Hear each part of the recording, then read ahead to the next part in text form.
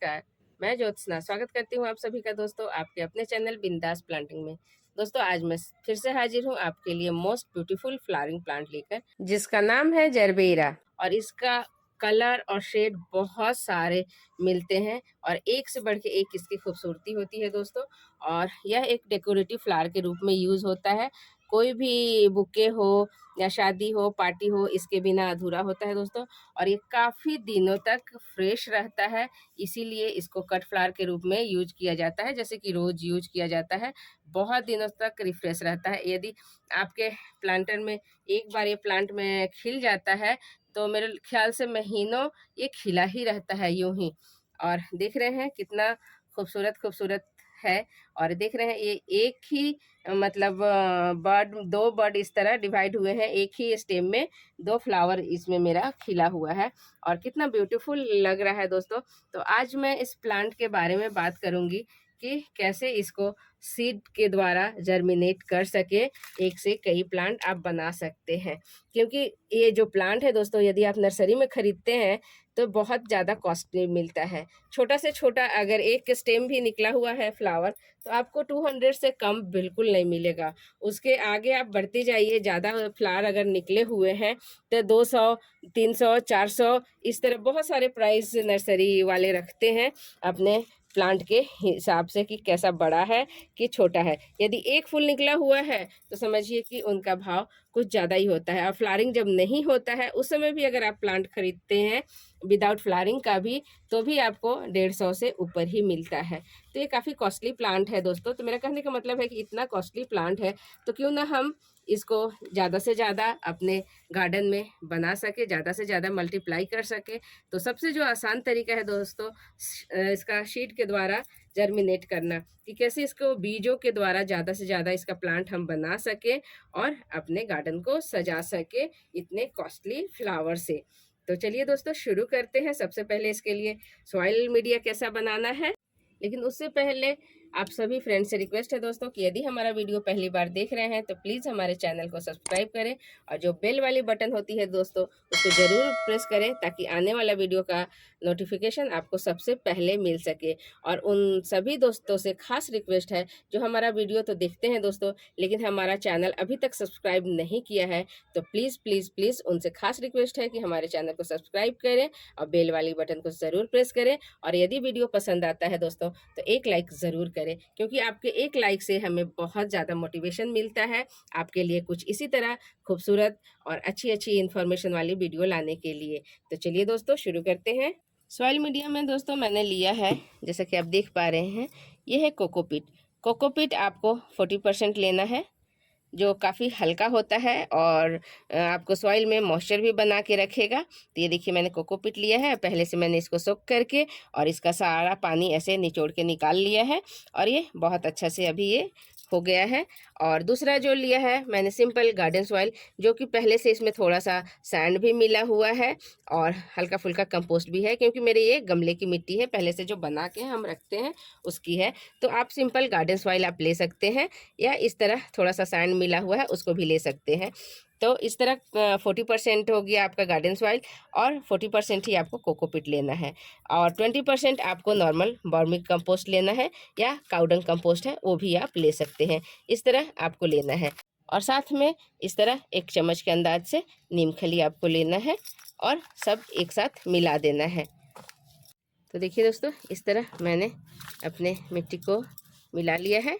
अब इसमें थोड़ा सा आपको ये जो साफ दिख रहे हैं ये फंगिसाइड पाउडर है, तो इसको आपको हल्का सा डाल लेना है। ये देखिए करीब थोड़ा सा छोटे चम्मच से हाफ चम्मच के अंदाज से इस तरह आपको मिक्स कर लेना है। और उसके बाद जो नेक्स्ट काम करना है दोस्तों वो है पॉट लेना। और पॉट में मैंने जो लिया है दोस्तों ये देख रहे हैं, ये स्टील का एक पतीला है जो मेरे किचन से वेस्टेज निकला है, नीचे से इसका थोड़ा वो फूट गया था तो इसका मैं यूज़ कर ले रही हूँ। आप कोई भी पॉट ले सकते हैं, मिट्टी का, सीमेंट का या प्लास्टिक पॉट, कुछ भी आप ले सकते हैं, उसमें बड़े आराम से ग्रो हो जाएगा। तो बस आपको इस तरह मिला के सॉइल मीडिया भर लेना है। आप देख रहे हैं नीचे मैंने छोटे छोटे ब्रिक्स के टुकड़े डाले हैं, ईंट के छोटे छोटे टुकड़े हैं, और जो सैंड का होता है ऊपर का जो मोटा पार्ट चला हुआ, तो वो भी थोड़ा थोड़ा मिक्स है। तो इस तरह आपको डाल लेना है ताकि इसका ड्रेनेज होल बहुत अच्छा होना चाहिए। इसके सॉइल में पानी तो मॉइस्ट रहना चाहिए लेकिन रुकना नहीं चाहिए, क्योंकि सीड आपको गलना नहीं चाहिए। जर्मिनेशन के लिए उसमें पानी होल्ड करके नहीं रहना चाहिए। तो इस तरह आपको ढेर सारा छोटे छोटे ईंट के टुकड़े डाल देना है ताकि अच्छे से पानी निकल सके। तो इस तरह आपको डाल देना है सॉइल मीडिया। नेक्स्ट जो काम करना है दोस्तों, इस तरह आपको सीड ले लेना है जो जरबेरा का है। आप इसको बाय भी कर सकते हैं, और कैसे इसको कलेक्ट करना है अपने ही फ्लावर से, उसका भी मैंने वीडियो बनाया है और उसका मैं लिंक डाल दूंगी, आप देख सकते हैं। बहुत इजी है इसको कलेक्ट करना और पहचान करना। जैसा कि आप देख रहे हैं एकदम जीरे की तरह है, जो हम लोग किचन में यूज करते हैं छौंका में, वो जीरे की तरह इसका सीड होता है और कलर भी लगभग पक्के उसी की तरह हो जाता है। तो अब जो काम करना है दोस्तों, इस तरह फंगिसाइड आपको ले लेना है और इसके जो सीड हैं उसमें आपको रब कर देना है हल्का हल्का, इस तरह इसको कर देना है ताकि किसी भी तरह से इसके सीड में कोई फंगस ना लगे, किसी भी तरह का कोई प्रॉब्लम ना हो। क्योंकि जो जरबेरा होता है दोस्तों थोड़ा सेंसिटिव प्लांट होता है, बहुत जल्दी ही इस पे मतलब गलने का चांसेस होता है, पेस्ट अटैक हो जाता है।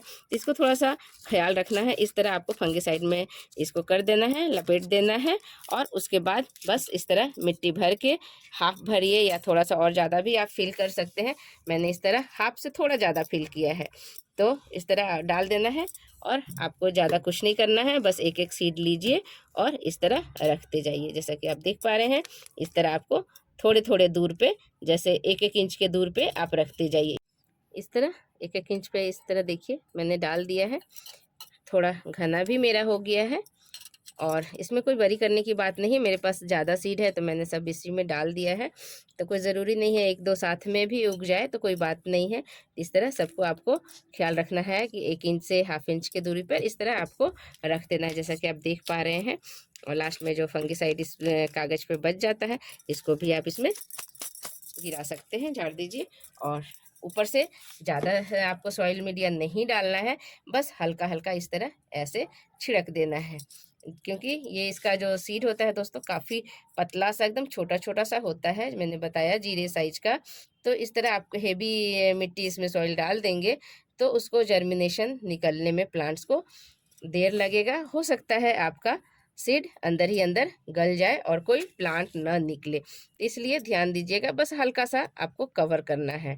सीड को मिट्टी से कवर करने के बाद जो नेक्स्ट काम करना है दोस्तों, इस पे पानी डालना। पानी आप किसी भी हेवी जार से या मग से नहीं डालिएगा, इस तरह स्प्रेयर से डालिएगा और हल्का हल्का ही डालिएगा ताकि सिर्फ मॉइस्ट हो जाए और ज़्यादा गीला आपका सॉइल ना बने। तो इस तरह आपको हल्का हल्का सा डालना है। ज़्यादा तेज़ धार से यदि आप पानी डालते हैं तो आपका सीड ऊपर भी हो सकता है, इसलिए इस बात का ख्याल रखें कि बस मॉइस्ट कर दीजिए, वो बहुत अच्छा इसके लिए रहेगा। और ध्यान रखिएगा दोस्तों कि इसको देखते रहिएगा गमले को, मिट्टी को, कि ड्राई ना होने पाए। तो इस तरह से आप इसको मॉइस्ट कर दीजिए। और जो सबसे इम्पोर्टेंट काम करना है दोस्तों कि इसको मॉइस्चर हमेशा बना रहे, इसके लिए आपको इस तरह पॉलीथीन लेना है, जो हम लोग सब्जी वगैरह लाते हैं इस तरह निकलता है, इससे आपको सिंपली कवर कर देना है। आपके पास जो भी प्लास्टिक है उससे आप कवर कर सकते हैं, लेकिन ये इजीली अवेलेबल होता है कि हम लोग सब्जी लाते हैं और इस तरह वेस्टेज होता है, तो इसको इस तरह आपको कवर कर देना है और ये आराम से इसमें मॉइस्चर बना रहेगा और टेम्परेचर भी मेंटेन रहेगा और बहुत जल्दी आपका सीड जर्मिनेट हो जाएगा, जल्दी से इसका अंकुरन हो जाएगा। इस तरह आप कवर कर दीजिएगा और 2 दिन में 3 दिन में एक बार इसको उठा के देखिएगा कि इसका पानी ड्राई तो नहीं हो गया है। तो इस तरह आप फिर से एक बार स्प्रे से डाल दीजिएगा।